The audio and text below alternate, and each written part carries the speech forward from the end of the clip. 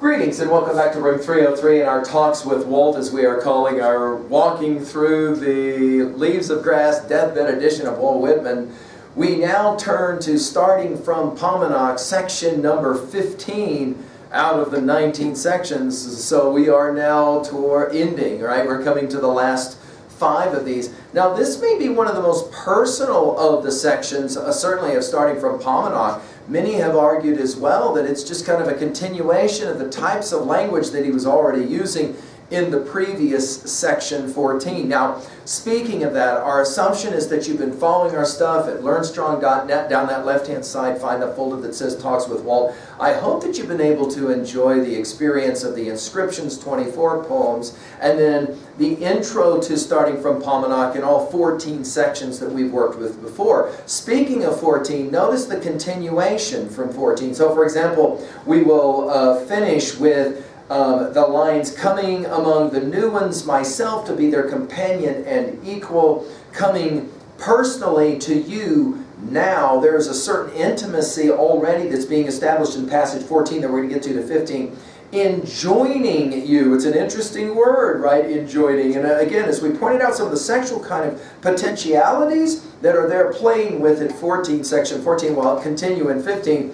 You to acts, characters, spectacles with me, and then immediately you have the term with me to begin. So let's read it and then we'll exegete. With me, with firm holding, yet haste on.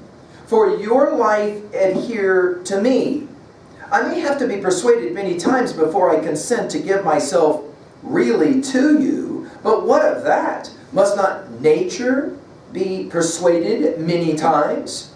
No dainty, dolce festioso, I, bearded, sunburnt, gray-necked, forbidding. I have arrived to be wrestled with as I pass for the solid prizes of the universe. For such I afford whoever can persevere to win them. Now, again, this is some very interesting stuff. As Whitman, the person, as we've talked about in previous intro lectures, we will see Whitman as person, poet, and of course pedagogue or teacher, certainly politician in his love of democracy, and then finally that notion of Whitman as philosopher. Here it's going to be a personal kind of revealing. Notice that he will continue with some potentially sexual language, depending upon, again, how you read it. And as we have said, Whitman loves to dance this dance between, are we talking now risque language? Are we talking in some kind of metaphor? He says, with me, with firm holding, yet haste on. In other words, let's go. You're going to see this kind of intimate, let's go, we got to get going kind of language when we pick up Song of the Open Road, when we pick up passage 46 of Song of Myself, and then he'll make the observation, for your life, adhere to me. Now, Whitman loves this kind of stuff, where he can say for your life, and he can play 2 games at the same time. In other words, if you want to survive, you need to take me with you. Namely, of course, Leaves of Grass. And again, we're back to our Dante and the Divine Commedia and the ways in which, and it'll be interesting that he quotes Italian here in a second to kind of make that subtle connection with Dante. The idea that the only way Dante's ever going to get through hell is with the help of Virgil. Why? Because there's going to be a moment when he's going to sit down in passage 20, or in section 24, canto 24, and he's done. I mean, he's seen enough, he's done enough. We've lectured on this at learnstrong.net in detail. And it will be Virgil who will tell him, up on your feet. This is no time to tire. The man who lies asleep will never awaken fame, and his desire, blah, blah, blah. In other words, you can't just sit here. You got to get up. Let's go. In other words, haste on, right? For your life, adhere to me, as well can mean not just survival, but let's call it lifelong. In other words, can we point out in our project to read all of the poems of Leaves of Grass as a journey unto itself, that maybe at times we're going to need a Virgilian voice to say, up on your feet, let's go, keep going.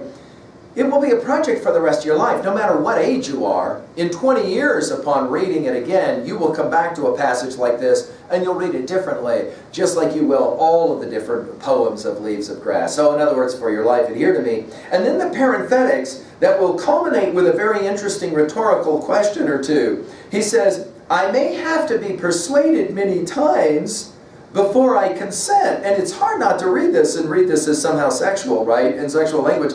To give myself, we'll come back to this one with Song of Myself, really to you. But what of that? Now he loves this kind of tone of voice. What of that? In other words, it doesn't matter. In the end, it's okay. It's all going to be fine. You may have to persuade me. Notice, I may have to be persuaded by you. In other words, you may have to persuade me to open up, to accept your offer, to consent. Obviously, there's some potential sexual language here as well. What are we reading? I mean, this is why, so early on, many readers of Leaves of Grass considered this obscene, considered this controversial, considered this, dare we say it, dangerous, right? And he says, it may take a while. And I love this because Whitman himself, by the deathbed edition, right, of 1891, he already knew that there were a whole lot of readers that did not like what he was trying to pull off in Leaves of Grass. So he'll say it in a very interesting kind of almost cryptic way. It may take you a while. And I've some of you are already saying this. Here we are now, 24 poems into inscriptions, now 15 poems into starting from Paumanok.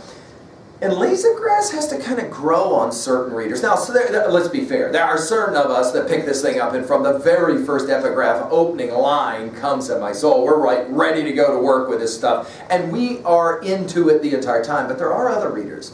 And they're a little bit more reluctant. And again, he's already been referencing those readers, whoever you are, etc., etc. And he's trying to encourage you to come along. Come on, come on. Just read a little bit more. Come with me a little bit more. And he says, you know what? Really, in the end, it's going to take a while for you to really know who I am, myself, really to you. And as the great Harold Bloom, as commentator of Whitman, and probably the best of us all, right, ever, he says it this way. He says, there's so many Whitmans, you're never going to get to the bottom of him. And that's what makes him so much fun to read, right? And then the second rhetorical question, must not nature, and notice it's capitalized here, which immediately takes us to our Emerson, right? Be persuaded many times? That is a fascinating kind of question. And of course, this rhetorical question stuff, we're going to see this all the way through Leaves of Grass. Whitman loves this kind of thing. He asks, isn't it true that nature, though, has to be danced with? And I think this is really the metaphor we got to mess around with. Whether it's sexual or not, who cares? Let's call it dancing language, okay? It's dancing language, and even though we have the joke, no dancing in 303, because of our love of the crucible, let's play around with it now. And this is a dancing motif for Whitman. He dances between the general, look at the last section, right? And all of that general kinds of stuff about America, down to the specific. He's back and forth between the two. And here he says, think about it in relationship to nature. I mean, nature is a dance between, of course, the specifics and the general. And it takes time to be able to understand nature. We think, of course, of Blake's Songs of Innocence, Songs of Experience, the lamb and the tiger. And then there's a break, pause, and then he's ready to finish this by saying some things specifically about himself. Notice, first of all, he says, I am not dainty. No, notice this syntax, by the way, here. It begins with the word no, and it finishes with this line, and it finishes with the word I. No, dainty, and then he uses two Italian words, right? Dolce festioso, which both of these words together, they're directions actually in music for sweetness, dainty, somehow sentimental. In other words, he says, I'm not one of those typical types of dandy poets that you might think about. In other words, my poetry, like myself, is, well, here it is. Notice, first of all, bearded. We commented on the fact that the very first publishing in 1855, the very first version of Leaves of Grass, there was that picture of Whitman. Go ahead and run that one to ground with Google Images if you want to. And what does it show? Well, it doesn't show a poet the way you're supposed to show a poet. It shows him with an open shirt. It shows him with a hand on a hip. It shows him with a half-cocked hat. It shows him relaxing in the world of nature. It doesn't show him as one of these dainty, right, that is to say, kind of effeminate, girly type of poet. in a world where he says, I want to be a manly poet, and at the same time, obviously, a very feminine poet too, right? Bearded, sunburnt, of course, the hyphenated word. Right? Watch all these hyphenated words. Gray-necked, what's that about? In other words, I've worked in the fields. In other words, I don't sit in a room and read bunches of poetry and write poems. I'm out in the real world living. He says, forbidding. Now that's an interesting that he would throw that word in there. In other words, I'm kind of scary. When you come to me for the first time in Leaves of Grass, I can be intimidating, I can be scary, forbidding. In other words, don't go away yet, don't go away yet. Forbidding, he says. And then he says, I have arrived. Now this is interesting. In other words, it took me a while to get here, but now that I'm here, don't go away. I have arrived. What for? Look at the next line. To be wrestled with as I pass for the solid prizes of the universe. Now this to be wrestled with, fascinating reference. I mean, it takes us in so many places. Obviously, we got wrestling that happens in both the Iliad, the Odyssey, and the Aeneid. Obviously, it's at the core of Greek culture, the competitiveness of Greek culture. Obviously, it's a biblical reference as well. Remember that Jacob and the angel or God will wrestle, depending on where you're looking. Genesis 32, 22 to 32. And then, of course, Hosea, where it is the angel, at Hosea 12, 3 through 5.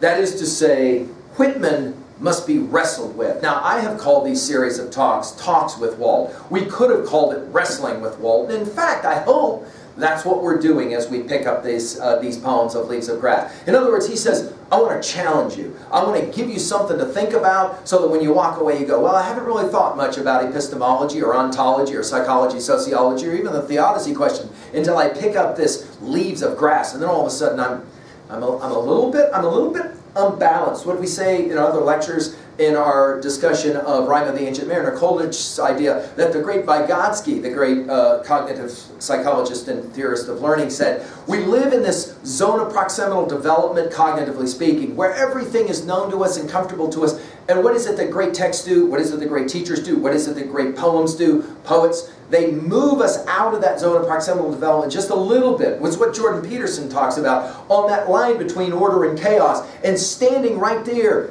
that's where we get our greatest learning. And of course, Whitman says, come on, wrestle with me a little bit. Try and figure this one out together. We'll do it. He says, we're going to win the prizes of the universe. Wow, now there's a pretty elevated kind of line, right? And it makes us obviously think of our Milton and Paradise Lost, things unattempted yet in prose and rhyme, right? The solid prizes. And then to finish with that word picture of winning the prize, for such I afford, that is to say, I allow, whoever, now we're back to that whoever you are, can persevere, or persevere, to win them. And again, we're with Dante and Virgil encouraging Dante the Pilgrim in passage in Canto 24 of Inferno. Well, how are we going to finish this set of lines at 2a? The message is here. Well, obviously, life is always wrestling, right? We learned this from our study of Plato's Republic, and all of our great epics teach us this as well. That's why we say we're the stories that we tell and retell, because at the heart of all of the stories is something about wrestling, something to be enjoying, something to be challenging, right? It's always a struggle for survival. We obviously think about the influences of Darwin, as we've already commented on many times, right? That is to say, also another message, great reading is like falling in love, and obviously you have some potential falling in love language here. Okay? And to be, again, the power of the rhetorical question. And again, the allusions that we're going to see, A-L-L-U-S-I-O, the allusions, the references to other texts. Like, for example, any reader of Whitman would have known that when he mentions this wrestling thing, there is that image of course, the Jacob story of wrestling with deity, right? Angels or God or whatever. And obviously the Stairway to Heaven and the ladder, that's a part of that motif as well. We've mentioned the Bible at 3a, obviously Dante's Inferno and the Up on Your Feet passage. Bunyan's Pilgrim's Progress comes to mind, as of course does all of those great epic poems of journeys. I just want to as well mention, though, the Bhagavad Gita at passage 16. It's one of those passages that we love in 303, the divine and demonic tendencies. Let's just listen to the opening lines of this one. A man who is born with tendencies towards the divine, is fearless and pure in heart. He persevers in that path to union with Brahman, which the scriptures and his teacher have taught him. He's charitable, he can control his passions, he studies the scriptures regularly and obeys the directions, he practices spiritual disciplines, he's straightforward, truthful, and of an even temper. He harms no one. He renounces the things of this world, he has a tranquil mind and an unmalicious tongue. I mean, you can get a sense as well of the ways in which that kind of thing is going to connect rather nicely here. Finally, at 3b. What are you, again, a way to try and own this passage, what are you wrestling with now? What is it that's challenging you? What is it that's keeping you up at night? Right? And why is it so hard to persevere? Why is that? Think about our Hamlet, Act 3, right? Thus conscience makes cowards of us all, and the idea that we say we're going to do something and then we kind of back away because we start thinking about it. Why is it so hard to do the thing you say you're going to do? For example, you maybe have decided, you know what? I'm going to read every poem of Leaves of Grass and follow along with the lectures. Well, that's a long, long journey. And there will be a number of times when we will want to quit and we will have to persevere to get through. Whitman was aware that his book was challenging. Forbidding is the language he uses in this section. It is forbidding. It can be overwhelming. And when one looks at one set of lines and then recognizes how much is left in the copy I have of the deathbed edition of Leaves of Grass, there can be a little bit of that intimidation that will happen. And yet here he will encourage us to say, let's go ahead and endure. And how do you do that? Well, let's go ahead and just finish the last 4 sections of starting from Paumanok, and then we'll get on into Song of Myself, and we'll just have our mind blown as we wrestle with Whitman in our talks with Walt. Thank you.